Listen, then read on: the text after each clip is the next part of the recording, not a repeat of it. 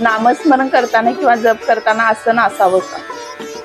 आसन व्यवस्थेबद्दल विचारलं तर आसनाचे महत्व शास्त्रात फार चांगलं सांगितलंय की कुठली आसनं जपाला घ्यावीत किंवा साधनेला घ्यावीत असं शास्त्रवचन आहे की कुशासनम च वैयाग्रम मृगजन मथापिवा चित्र कंबलकम वापी सर्वा भावे तू दारुजम असं शास्त्रात वर्णन आहे. म्हणजे कुशासन दर्भ कुश ज्याला म्हणतात त्याचं आसन सगळ्यात कुशासनम हे कुशासन सगळ्यात महत्वाचं आहे. नंतर वैयाग म्हणजे व्याघ्र चर्म वाघाचं चर्म, मृगजन म्हणजे हरणाचं, चित्रकंबल म्हणजे रंगीत कांबळ आणि हे यातलं काहीही नसेल तर सर्वा भावे तू दारुजम म्हणजे दारू किंवा दारुज म्हणजे लाकडी आसन ज्याला पाठ म्हणतो आपण किंवा काय अशी आसन व्यवस्था आपली असावी असं शास्त्रात वचन आहे.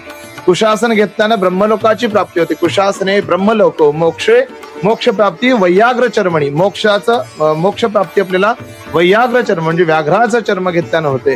त्याच्यानंतर आपल्याला ज्ञान प्राप्ती कशानं होते तर ज्ञान प्राप्ती मृगजिन जे ह्याचं म्हणलं आपण हरणाचं हे म्हणलं तर त्यानं किंवा कृष्णाजिन किंवा मृगजिन ह्यांना आपल्याला ज्ञान प्राप्ती होते. आणि चित्रकंबलकामुळे आपल्याला सर्व गोष्टींची प्राप्ती होते. सर्वेष्टम दारुजम किंवा चित्रकंबल यानी आपल्याला सगळ्या गोष्टींची प्राप्ती होते. त्यामुळे आसन अत्यंत गरजेचं आहे. जपाला बसत असताना साधनेला बसतात असताना आसनांते पुण्य आसनामध्ये पुण्य साठलेलं असतंय. म्हणून आसनाकालची आपण उठल्यानंतर आसनाकालची माती कपाळाला लावतो. आसनातलं पुण्य आपण घेतो आणि आपली सेवा संतुष्ट करतो. श्री स्वामी समर्थ.